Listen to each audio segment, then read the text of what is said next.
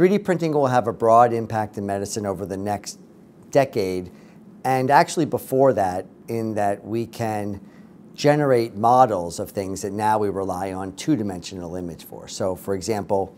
if someone needs a model for education of a patient's skull, we can now either show that in 2 dimensions, or we can take anatomic material, which is very expensive and complex to handle. Instead of doing that, we could actually 3D print a model for a much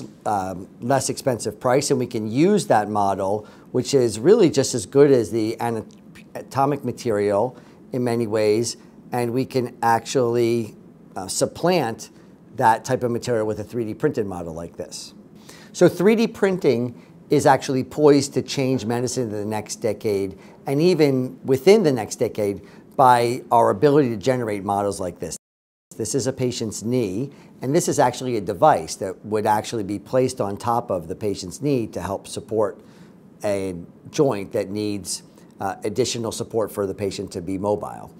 This device, which fits perfectly onto this patient's knee because it was generated for the patient, would typically be taken off of a shelf and generated, and we would have to have an entire inventory of devices. Instead of that, we can actually make a custom personalized device that fits exactly on the knee, and we know what it looks like, and the device then can be used to support the patient and be completely individualized for that patient, or true patient-centric approach.